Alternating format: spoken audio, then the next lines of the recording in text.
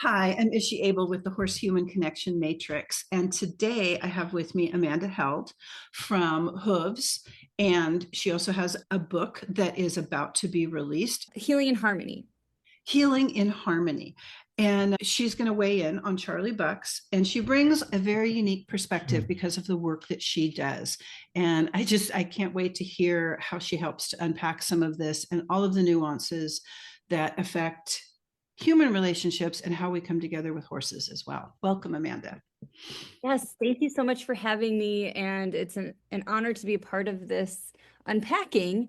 And so I did listen to your original story where you share what happened. And then I listened to Kimberly and Asha and their perspectives as well. I just want to say, everything that Kimberly and Asha said, I think I wholeheartedly support, I agree with.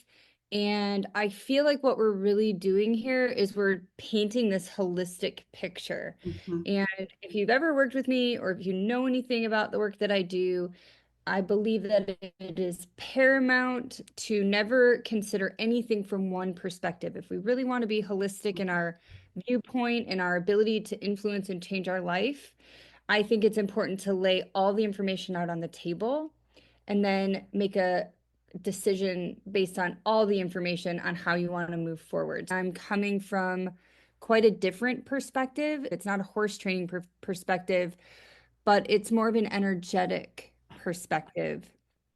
And if you've ever done any energy research, Rupert Sheldrake, I recommend his work to everybody. He does a lot of work in the morphic field, but the research and work that I've built the Equine Wisdom Institute around is largely based off of the laws of nature and quantum entanglement. So that's the approach that I'm going to be taking today in unpacking what is going on. And so I have tried to, I guess I want to start by saying I believe that when we generalize, we polarize.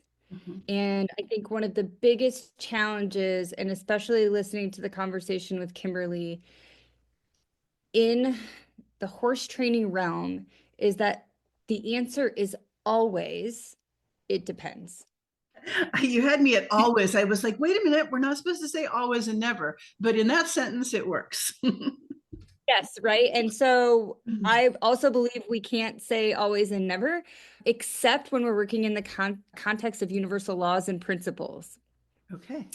because the laws are always absolute. So in the work I've been doing over the past 15 years, I've really learned how to see the laws of nature at play Mhm. in every situation that is brought in front of me. And just to give people a little bit of background on me, I started working with wild horses and becoming a horse trainer in 2003. So my work has largely been in wild horse gentling. I am also a little bit neurospicy, so I don't have autism, but I have pretty You're escalated spicy. Okay. ADHD, which is, really become a superpower to me, but my brain works a little bit different and it works very much in patterning. And I'm always like, I see patterns in everything, which I think has helped me be really effective in working with horses, getting last chance horses, being able to get horses to places that no one else can get them, because horses also really love patterns. Patterns to horses actually bring them safety and security. So, It totally makes sense. Yeah, as yes, prey animals, it totally makes sense. absolutely. So clarity and patterns, that's really how I work with my horses. And I would love to meet Kimberly one day because, man, I resonated with everything that she was saying. So she's awesome. I really enjoyed what she had to say about the situation. Yeah, she's So before we dig in, there's some fundamentals that I just want to kind of touch on. And one of the things I put in my notes about horse training, and I am no longer a horse trainer, and I no longer give lessons unless something crazy comes out of the blue. My life has now turned to the equine assisted healing space. So I run 5-day healing intensives, primarily for veterans, but sometimes for other groups of people as well. And we learn about the laws of nature. We learn about what I call the human blueprint. So our own special intrinsic driving forces. And then we also work with how does the horse work with who we are at an intrinsic level. Mhm. And in doing this, because, I came from the old school horse training, then into the natural horsemanship, and then into the realizing that horses are incredibly intelligent, sentient beings. Then I didn't want to like do anything to reprimand them or confront them. And then I created a whole mess there. And so I like to feel like I've landed somewhere in this space of neutrality, saying always it depends, but looking at each case individually, because it is in the minutia that we get the information.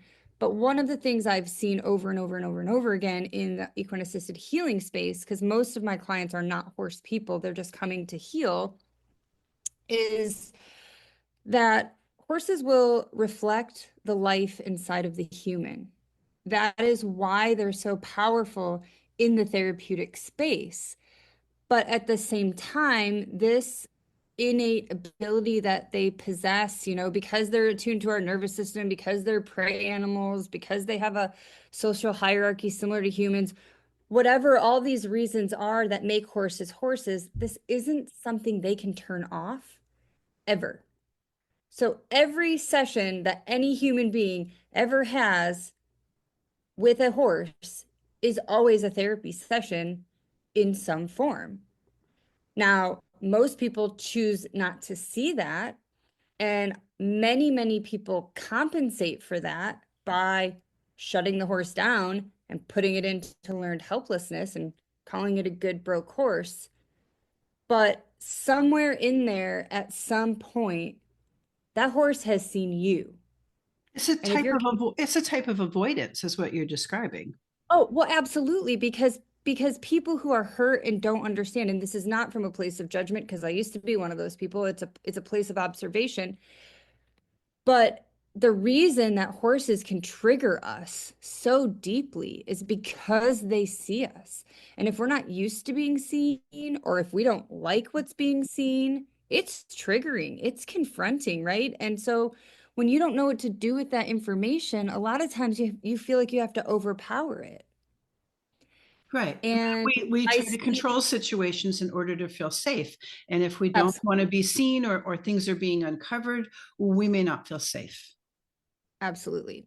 So this is a systemic issue in the entire society of horses because a lot of people, myself included, get into horses because horses give us a level of empowerment Mhm. that maybe we can't find anywhere else. And if you are seeking external empowerment, then that typically means that internally you're disempowered. Right. I noticed the demographic of women with horses and, like 10, 15 years ago and started, like mentally noting that a lot of women that I'd met who had horses were kind of in broken relationships, looking for that empowerment, exactly as you're saying. I mean, the demographics show that clearly, but we've made a lot of progress, I think, in the last decade. Oh, yeah, absolutely. And so I'm going to say something potentially confronting here, but this is a pattern in doing all of the work that I've done over the past 20 years. Many people look to their horses to provide them with something they didn't get from their parents.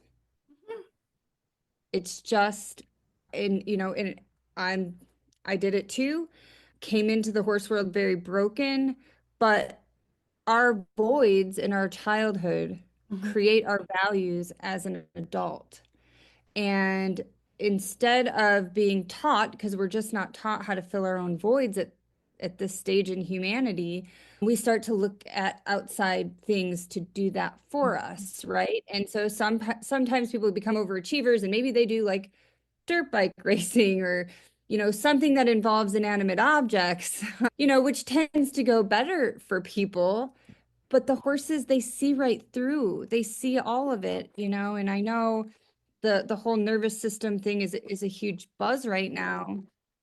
I mean, it's very true, but I like to say, like, when we're being inauthentic or when when we're not fully owning what is inside of us, and what's inside of us can feel really ugly and still be okay to the horse if it's being expressed truthfully.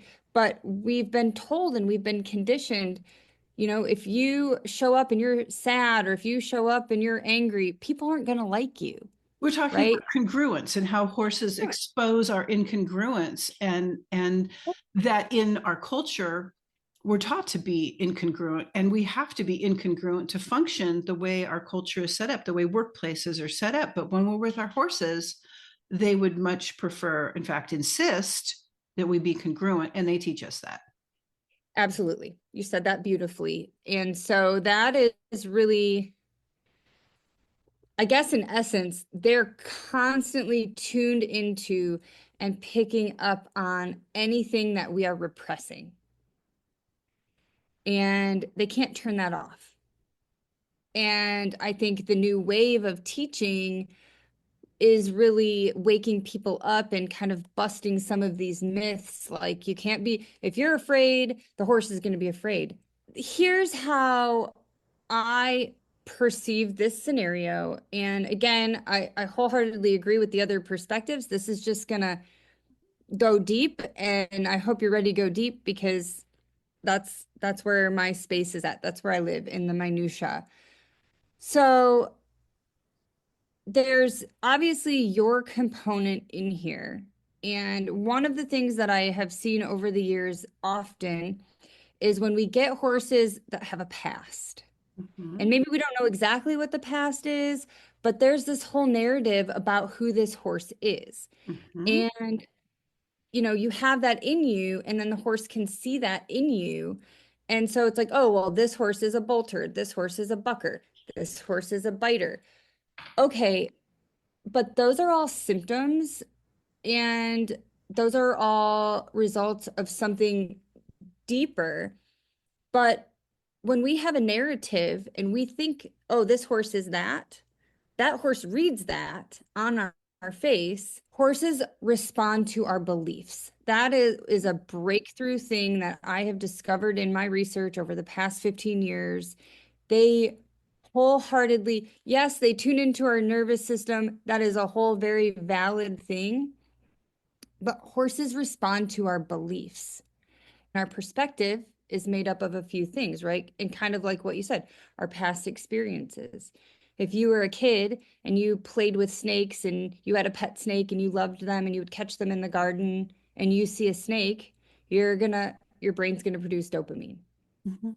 and maybe some serotonin, right? Mhm. But if you were a kid and you were bit by a snake, or your dog was bit by a poisonous snake and it died, you're going to see a snake and you're going to release cortisol and adrenaline and epinephrine, right? So we are so biological my friend Stephen Gardner, he always says, are we sentient and intelligent spiritual beings, or are we slightly intelligent monkeys? And I'd like to believe that we're somewhere in the middle of that, right? So we have this spirituality and this divine connection, but we also are driven by our hormones. And no matter what happens in our life, our hormones are always going to come in and override us, no matter what. So if we are challenged, if our core values are challenged to a high enough degree, and I promise this will relate later, but if our intrinsic drivers and values are challenged to a high enough degree, I don't care how spiritual you are, I don't care how connected you are, I don't care how full of love you are, your biology is going to override you, and those hormones are going to start driving your bus. And so we have to look at the support of and challenge to our perspective. That is literally what governs every action or inaction or response or proactive thing that we do in our life. What do you Any, mean by challenge to our perspective? Can you break that yep, apart a little bit? absolutely. hmm So we all have, and I teach a course called Discovering Your Human Blueprint, right? So, Mhm. but we all have a blueprint. It's unique to us. Mhm. And so we have our intrinsic selves and we show up in the environment. And, at the end of the day, we're all waves and particles connected in oneness in the quantum field, right? But Mhm. our body allows us to come here and have some separation so that we can have our own human experience. If you walk into the arena and Charlie comes up to you and he puts his head in your chest and takes a big breath and just, that's supportive. In that moment, you're going to be flood dopamine, oxytocin, serotonin, right? And your body is going to have a physical response. And that physical response is also going to send a vibration or signal to Charlie. He's going to be having the same kind of response if we're having that experience, correct? Yes. If Charlie comes up and puts his teeth on you and pinches you, that's not going to release dopamine. That's going to release adrenaline. Actually, I'm going to disagree there. My experience has been different. When he pinches with his teeth, I'm seeing it through a therapeutic lens, and my experiences have been really positive with being pinched. And it definitely releases a bunch of stuff and creates this shift. And I don't even know how to necessarily describe the physical sensations and the energetic sensations that happen.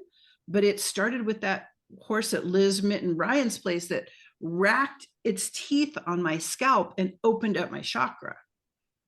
It's part of my experience. It's part of my perspective. It's part of my response. So now when he does it to you, you don't see it as a threat. But what about the first time it happened and it caught you off guard and you didn't understand it yet and you hadn't processed it? So the first time it happened, it didn't.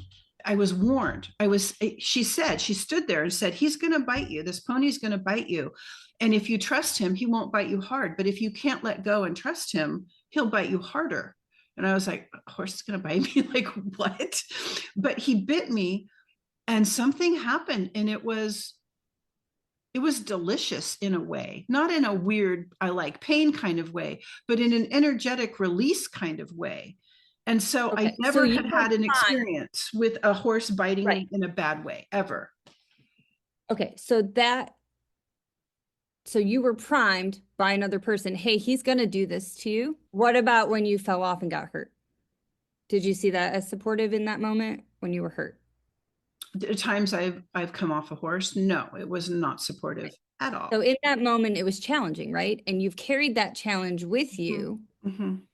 And now it's governing the way that you're moving forward in your relationship with Charlie and your decision to ride or not ride or whatever, right? And it's escalating, which has led us to this situation. But in essence, every interaction that you have is either going to be supportive or it's going to be challenging. And that's going to influence the way that your brain releases its chemistry. It's critical. It's a piece that I haven't heard talked about a lot. I don't know if I've ever heard it talked about in the context of horses. A lot of my training is in human behavior. That's where that comes from, the human behavior work that I do. At the core level, it's either support of or challenge to our perspective.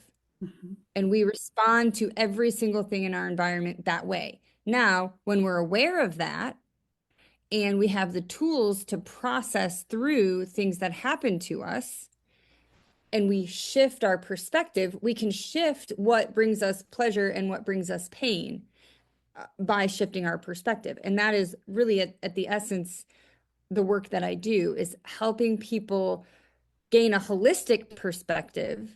Mm-hmm. And then, like, I believe that we all should, if it's our life, we should be deciding, right? And so if you're not deciding, somebody's deciding for you. And so what I want to do in the time that we have today is kind of look at just another perspective. So you have a lot of different facts and opinions and thoughts and perspectives. And hopefully by the end of interviewing all the people that are going to weigh in on this, you can make a decision for you that's going to best help you and best help Charlie. And so I believe, and I have in my notes here, horse training doesn't work unless the horse trainer is teaching you to be a trainer. Absolutely. And so the episode that you didn't watch with or have a chance to listen to yet with Carissa, we deal with some of that. And I've already, from listening to you and Kimberly and Asha and Carissa, I already feel like a softening where in the beginning, I'm like, I don't know if I ever want to even ride again. And now I'm at a different place. And I notice how it continues to change as my awareness of different things is growing. Absolutely. So I wrote here too, this is another thing that I see so often. And the question I always used to ask when I would get a horse training client in is, what do you want from your horse? Mm. What do you want from your horse? Because that's going to really largely depend on what we do and the whole basis of the training. And guess how many times somebody was able to answer that question immediately with clarity? A lot. Never, No, never, never. no, no. Mm-mm. People will say, I don't know, or, we want to show. Okay, but that's broad. Like, what are your expectations of your horse? What do you want from them? And so a lot of times people would say, like, they would come up with something. Okay, okay, I want to show. Okay, and what do you believe that showing is going to give you? Well, it's going to give me the opportunity to go out and have fun and be social and have goals to work towards. Da, da, da, da. Okay, and what will that give you? Oh, I don't know. Okay, well, think about it. Like, what do you really want? Because at the end of the day, everything that we do is to gain a feeling, right? So how do you want your horse to help you feel? Or how I is accomplishing all of this going to help you feel? And so because they tune into our beliefs, all of our beliefs generate feelings. Mhm. And horses are so emotional. They're tuning into our feelings because our feelings are what carry a vibration. Absolutely. So if we're not looking at feelings and we're not looking at beliefs in our relationship with our horse and to our horse, we're going to have gaps. And those horses are great at putting our gaps right in front of our face with a little bow on it, which is amazing if you know how to work through those scenarios and situations, and frustrating if you don't, because, so many times it feels like, well, this pattern, it just keeps happening over and over again. And, I call it like running with a rubber band around your waist. You'll make progress. You're running, you think you've got it, and then boom, something will trigger and you just snap back and you're back at ground zero. And so if we don't deal with our beliefs, then we're going to keep living Groundhog's Day through a different scenario. And that's so back to beliefs. Our beliefs generate feelings, feelings generate vibration. Horses tune into the vibration. So, yes, it's our nervous system, but it's actually more complex than that. It's actually the vibrations of our emotions that the horses are tuning into. And horses A lot can't of help. people and a lot of people are not aware how they function at that level. Like Many people are not like I aware. can bring if you'd like, I can bring an example to that Sure. from all of this. It's like I know what I want with Charlie. I want that chocolate truffle that Kimberly talks about, which is described in the episode of Co-Created Rides. It's that I want to explore with my horse in partnership, co-creating. I want that sense of adventure and that sense of connection. And those are the rides that matter to me. Those are really the rides that matter to me. And yeah, there's this other, like, oh, let's go trail riding with friends, that is about belonging and inclusion. And I like this week had this, all of this sadness come up with the idea that might be gone for me. Like I saw a Facebook thing of a couple of friends, trailering and riding from Eugene, which is like an hour away, to a place that's really much closer to me, that I I have a trailer, I have horses, but because of where I am, things that a lot of horse people take for granted because they do it with habituation, they do it with dominance, of putting your horse in the trailer and going for a ride, because of some of the things I've been through and some of my experiences, that isn't even on the table for me right now. And all of this like loss of that, what is the emotion there? It's that not belonging that goes There it is. so deep. got uncovered, because I don't experience a lot of that anymore, but I certainly did as a child. Sure. And so that's the kind of thing you're talking about. And when I'm with Charlie and we're connecting on the ground, it's this wonderful thing like you described, including all of the hormones and neurochemicals. And I've experienced that chocolate truffle of a ride lots of times, but not recently. And so, yeah, that's what I want. Yeah, And what I absolutely. don't, and what I don't want, and what I need to work through. And that's only a piece of the fear. Like, as you described all these different experiences, like seeing that trainer come off was horrible. The 3 times I've been thrown from a horse are, in my memory somewhere. Although when you were talking about that, it's really interesting, because as I've worked the memory chains of EMDR, not once has a trauma on a horse been part of that chain. Like, it's kind of amazing to me, like what, and I've got some curiosity about what's happening from a neurochemical perspective, that those experiences, like childbirth, is incredibly painful, but that's not part of trauma on my memory chain, and neither is being thrown from a horse. I can explain specifically why that happens, right? Okay. And so it has to do with two different types of stress. There's distress and there is eustress.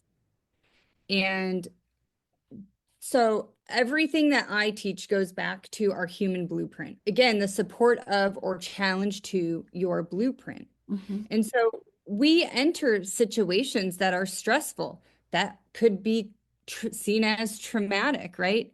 But if we can see that the situation that we've entered is somehow connected to our highest values, then when we experience it or we think about it, because whether you're remembering it, you're living it, or you're imagining it, your body responds exactly the same. Mm-hmm. We enter into a state of eustress, which is a positive stress that actually does release positive chemicals in our body. If we enter into a scenario that is seen as traumatic and we cannot connect it to our values, we cannot connect it to our blueprint, then we will enter into a state of distress. And that's where we start to release negative chemicals. So when things are high in your values, like family, like horses, when you are challenged in those areas that are in your top 3 to 5, your body does not respond the same because you're releasing different chemicals into your body. That's why a lot of times people do get bucked off and they get right back on. If you got attacked in a parking lot and you got away, you aren't going back into the parking lot to get attacked again. But if you get bucked off a horse, you want to get right back on. And again, that goes back to your perspective. These things are of high value to you. And so you do process those things differently. When you think about them, they release a different chemical into your body, and that creates different types of neural pathways in your brain. Does that make sense? It does. Okay. But there's another part of this as well, and I'm trying to take this is just so deep, and I'm trying to take it full circle in the allotted amount of time that we have. But there is also a universal law called the law of correspondence. As above, so below, as within, so without.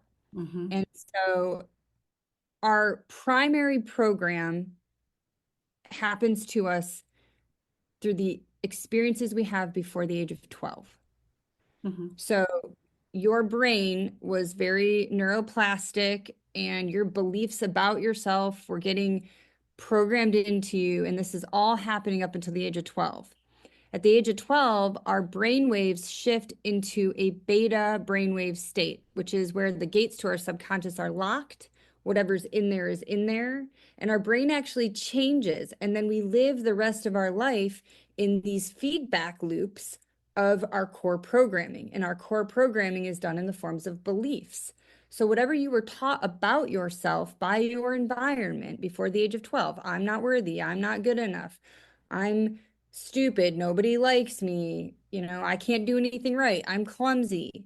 Whatever negative beliefs are in there have to be reprogrammed in order for you to change. And so then, because as within, so without, our environment is constantly responding to all of this that's in here. And horses are a part of that. I mean, I believe, when your car breaks down, I believe that that's feedback for you. When you walk through a doorway and you bang your shoulder, that's feedback. Every single thing in our environment is Mhm. talking to us all the time, trying to wake us up to where we are out of alignment with our authentic self. And horses just seem to do this at a really amplified level because of who and what they are. And so, when we talk about, I know you had mentioned that you have guilt about this horse trainer as well, and I certainly don't want to bring somebody into this that's not here to participate or reveal anything about that person. But what I can tell you just from the hundreds of people I've worked who have had horse accidents and my own personal horse accident, it is feedback trying to wake you up to the fact that somewhere in your life you are selling yourself out. You are not being authentic. You are not being in alignment. And I had a really bad accident on my heart horse. I was, dating a guy who just come back from Iraq. He was being awful. He wasn't integrating well.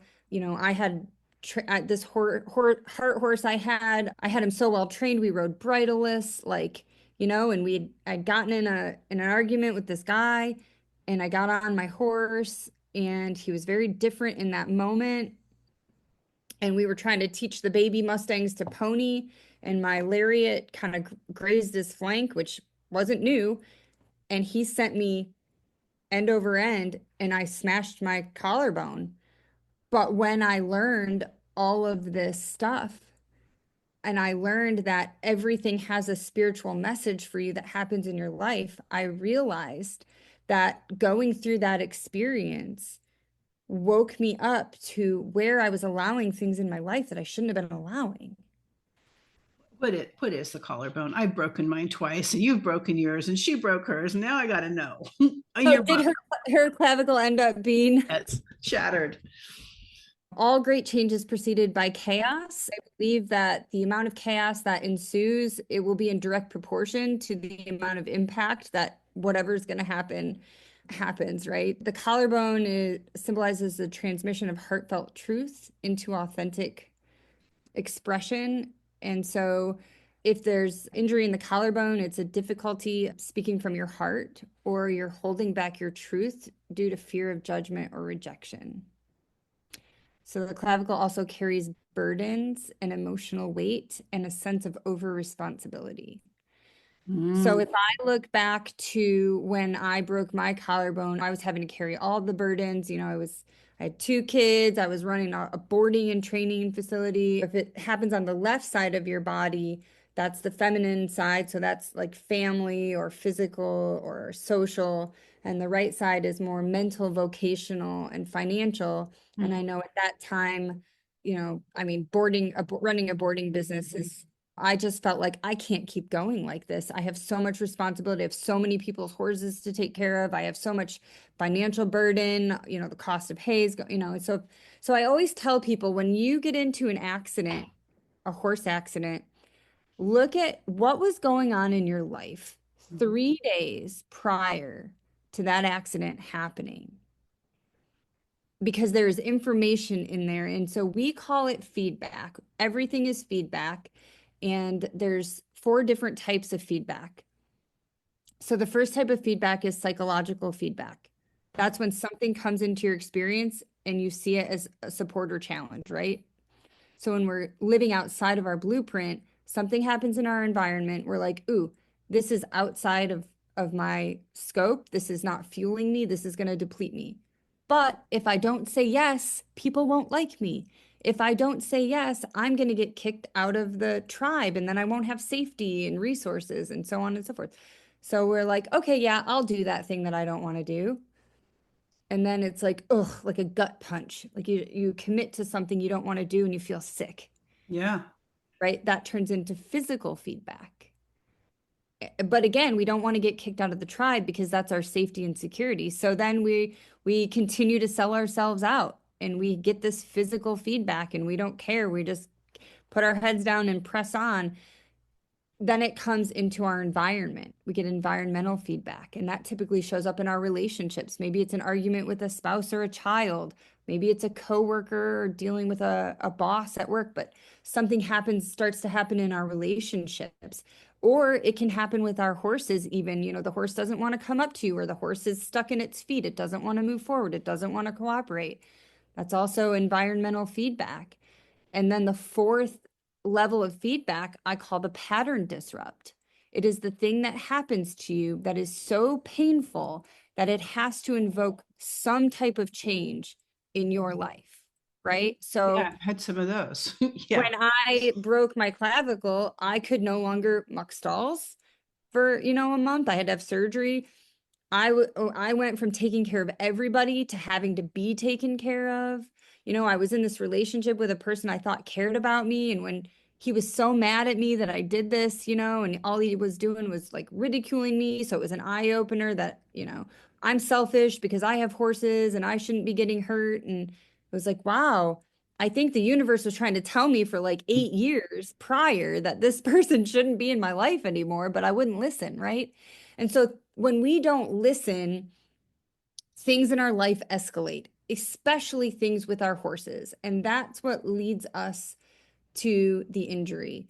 And I can say this now because I have worked with literally thousands of people. And when I take them to that moment of the pattern disrupt and we unpack that and we integrate it, they can always see. They can always see where they were selling themselves Sure. out.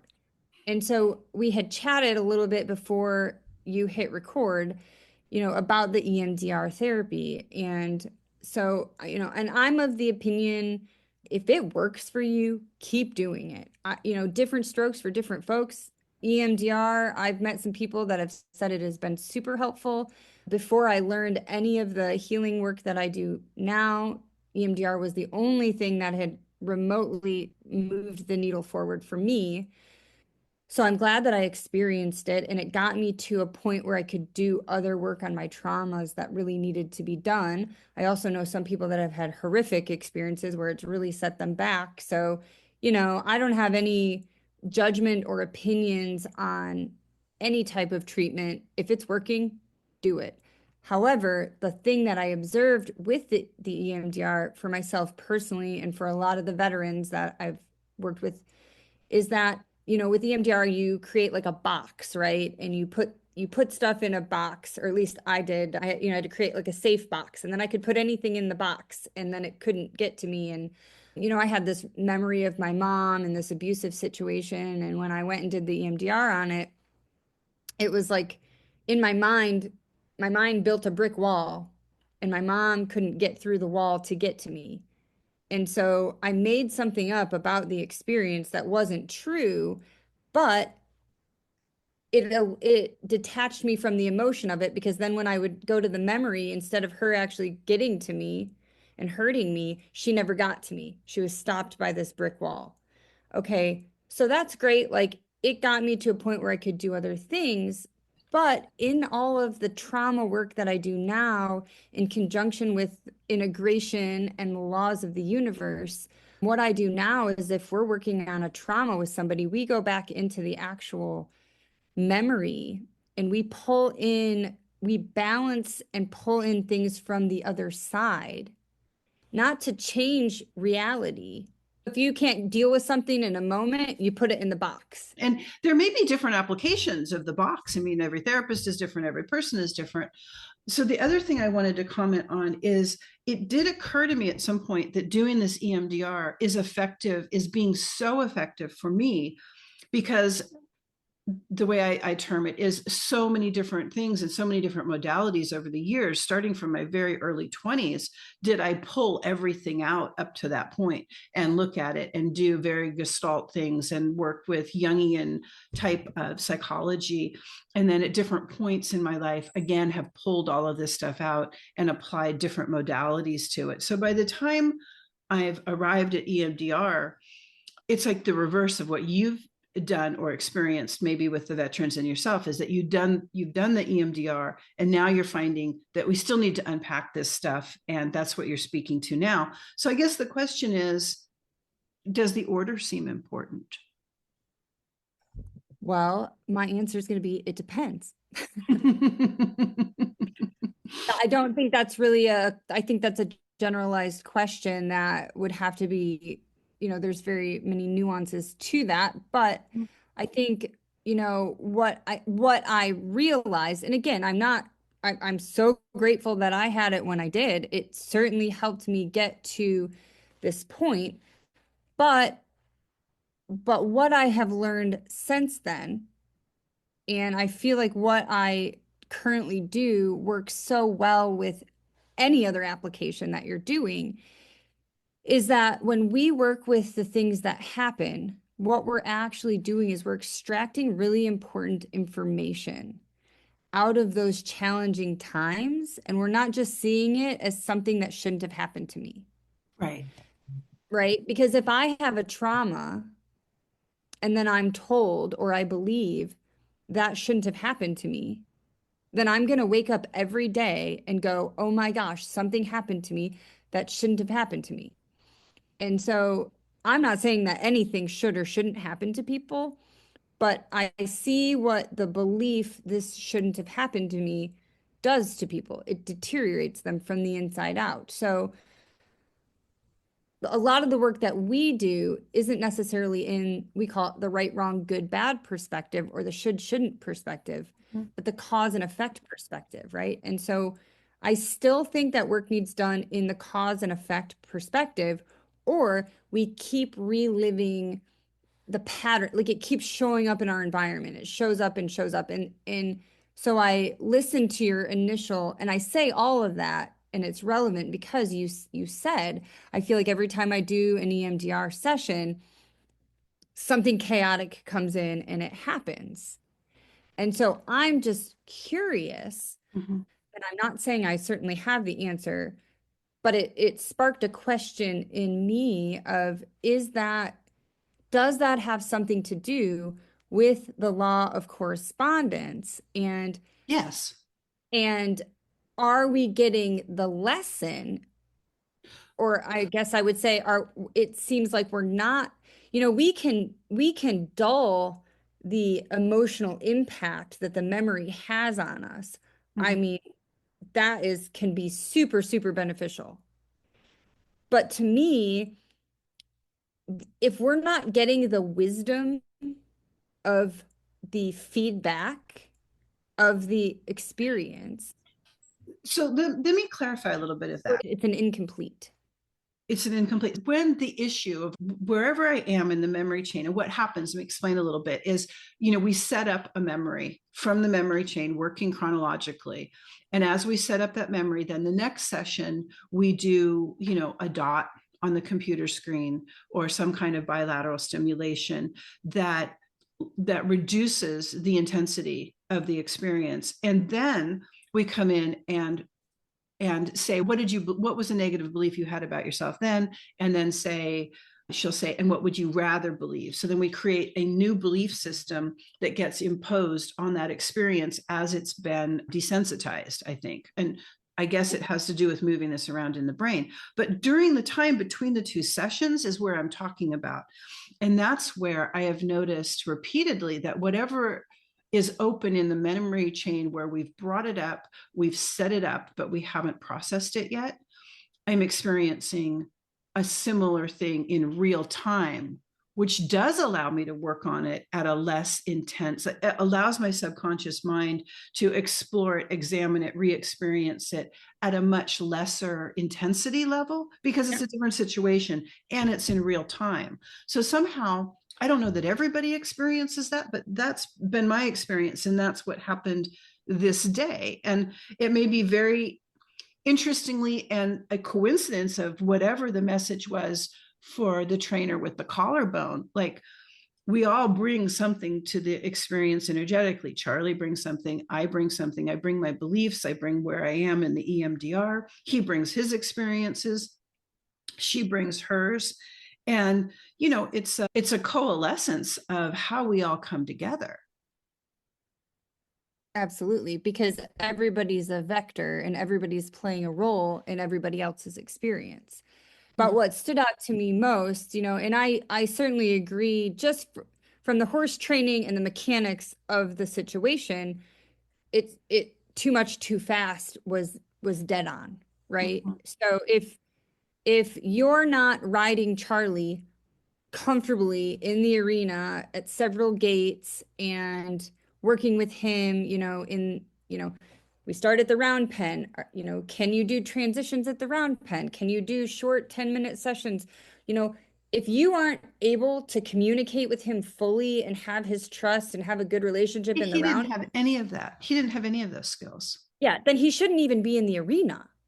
Right. And if you can't do it in the arena, so it was just from a baseline logical perspective, it was too much too fast. He didn't have the appropriate levels, channels of communication on him that he needed to be able to regulate himself in the mountains. So that's just common sense, right? The obvious. But what stood out to me the most, and I would really love to touch on, and I know we're kind of at our time almost, but to me the most important thing was what you had said is I don't have control. I can't do anything. I'm helpless. I'm out of control, or whatever you were saying in that situation. And so typically when I work with somebody that's been through a horse accident or has experienced any type of challenge or trauma, is I ask them to go to that moment. How do you see yourself in that moment? What are the beliefs that you believe about yourself in that moment? I am what? It is about responsibility. How far does my influence and responsibility go? And if I don't push, control, exert everything that in both these cases would be a really big response to control the environment of other people for a better outcome for everybody, if I roll it back. Okay. So everything that you just said to me was about other people. Yeah. So what's the belief? I what? I what? I want to say, like, the positive belief is that I am not responsible ultimately for what happens to other people. Okay. But what's the negative belief in there before you came to that conclusion? I'm not sure. It's like I could have prevented this, I could have prevented that, but I couldn't. Like Well, it's in that space of I should have done more. so how about, so just again, taking from your words and the things that I've heard you say as you speak about this, it's like, I wanted to do more, but I didn't. I wanted to tell her to get off more or firmly, or I but I couldn't. didn't. In the case with her, I I could have been more forceful, but would that have been appropriate? In the case from the EMDR, I didn't know what else to do. Like I had tried and tried and tried, and I didn't know what else to do. So is there like I can't trust myself and I'm not capable, or like what? We got to go deeper. I what? I'm not in control. And so I don't have it pulled up here, but It's I have kind it. of like I should have known more things to do. I should have had more knowledge. I should have acted differently. Okay, so what we got to turn that into a belief. So I'm not capable, I'm not enough. I'm not I have blind spots that I don't understand. okay. I don't understand. And I do, like, as an autistic person, I'm just learning that I have these blind spots that I do not fully understand. Okay, And then some of it is like, I mean, the incident from the EMDR is my son's suicide. right. So if you go to that moment, Mhm. how do you see yourself in that moment?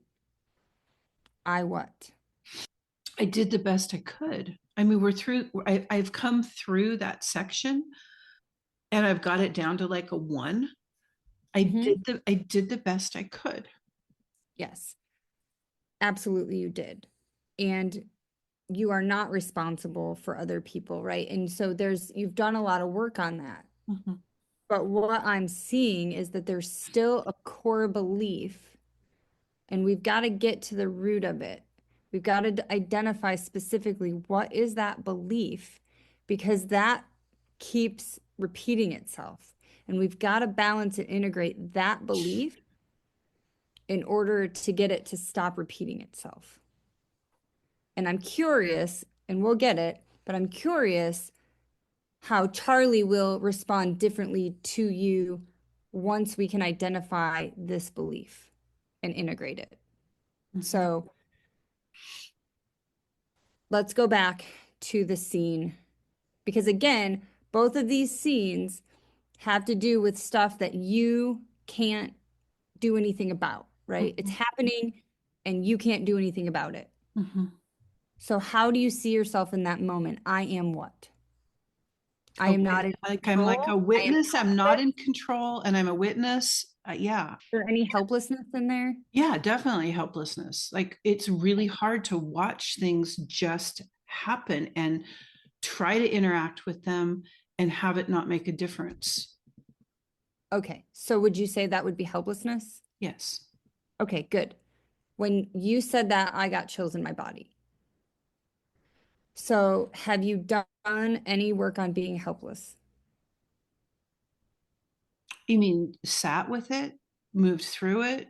Give me more Anything? information. Yeah, I mean, I've done some. I mean, Okay.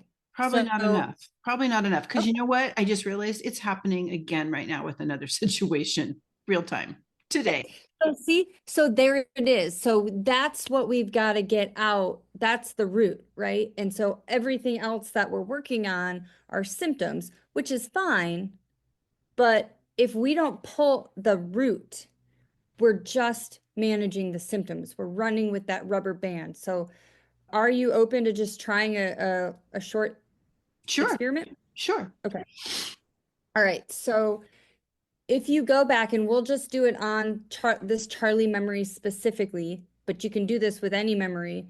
So if you go back to that moment and you see yourself and Charlie's bucking the trainer and you're just standing there and you're like, I am totally helpless Well, the in moment would this. be when she was turning circles and I said, "Why don't you get off?" It would be that moment, I think. Because Okay, then go to that that's the moment. moment that Go to that moment. I could have done something differently. Would you see yourself as being helpless in that moment? Yes. Okay. Yes and no. I mean, both moments. I'm helpless in both moments. Go to the moment that you see yourself as most helpless. Yeah, I think you're right. It's when he was bucking, when they were coming at me and Yep. he was bucking. It's the moment in between when he's coming down the hill at a canter and then Yep. begins to buck. Yeah, that moment. Good. Okay. So in that moment, you see yourself as helpless. Mhm. When you think about that, what do you notice in your body? There's like a hollow feeling around my heart and my chest. Okay. All right. So I just want you to close your eyes. So in that moment, you were physically helpless, right? Because there was nothing you could do to stop anyone at that moment. Right. Right. Okay. So that is one area of life, but we have several other areas of life. There's spiritual, there's mental, there's social, there's family, there's vocational. Okay. So, in that very moment where you see yourself as being helpless physically to the situation that is happening, what would you say in that scene the opposite of helpless would have been? Integrated, connected, present. Okay, great. So, go back into that moment. Mhm. So, physically, you were disconnected, but Mhm. where were you actually connected in that moment? To what was happening and why it was happening. So what's the connection there? It's spiritual. Good. So I just want you to go back into that scene and I want you to see where you actually were connected spiritually. Yeah. And yeah, I've got goosebumps in the series of events that I am here as a player playing my part. Okay, good. So those goosebumps that you have right now, Mhm, that's your neural pathways in your brain starting to light back up, mhm. and that's your brain chemistry balancing. So I want you to close your eyes again. Where else were you connected in that moment? I was connected with my horse Sipsy, who was in Yep. my hand. Good. So just go back in there and see yourself being connected to Sipsy in that moment. Yeah, I can actually feel her grounding with me in that moment. Mm-hmm. Good. Were you using your voice at all? No, Okay. If you go back into that memory, can you see anywhere else that you were actually connected? I can, as I go into the memory, I can feel my feet and I can feel an expansiveness from my head upward, like a earth sky connection. Great, great. Okay. So when you go back to that moment, Mhm. how does it help you feel to know that you actually were connected in that moment? It feels like things are dissipating. Like I can almost, as I close my eyes, feel an energy leaving my body from the sides of it's not so personal. Great. And so now that you know that it's not so personal, how does that help you feel? What's the specific emotion? I feel much more present and integrated. Good. And so if you close your eyes, where do you feel present in your body? And my entire torso radiating into my limbs. Okay. And I want you to give that a color. Purple. Great. And now I want you to grow that purple color, feeling of integration, and I want you to just fill up your body. Okay. And I want you to see that purple color actually radiating, dissipating out of your body. It's going to fill up your house. It's going to fill up your land. It's going to go up and it's going to fill up Charlie and Sipsy. And you're just going to fill your whole little property there with that beautiful purple presence and integration. Right. And it had knew exactly where to go because I do the like energy bubble of light over my property as a Perfect. practice. So, yeah. Wow. Are we done? Yeah, so I That was think amazing. people, so this is just, I mean, it's the most powerful thing, and obviously a full session is far more nuanced and long than that, but that's just a little taste of something that we can do. And now if you just take some time, you know, I like to do it before I go to bed, when I wake up in the morning, just continue to bring up that color. Hmm. And so just to kind of bring it full circle, right? You had said originally when we started talking about what you were wanting from your horse, Hmm. it kind of got pared down to being connected, Yeah. right? Hmm.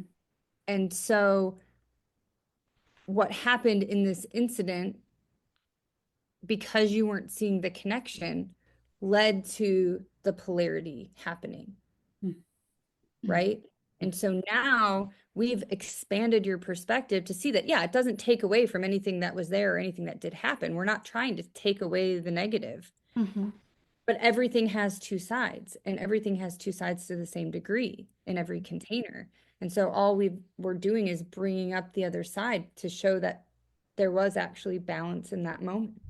Right. So We need, this is taking that little nugget of wisdom that says like anytime we're having an opinion, it's a brain instead of a heart thing. Anytime we're having an opinion, we as humans automatically lock onto the arguments that support our opinion. And what we really need to be doing is looking for all the information, not just what already supports our opinion, because that's how we find balance. And that happens in our head. And what you're doing is happening in our heart and our soul. absolutely. And it's connecting the heart and the brain because they can heal each other. Yeah.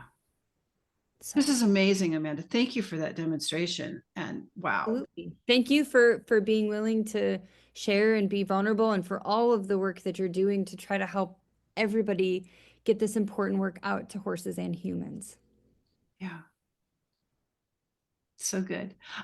I'm going to pause the recording now.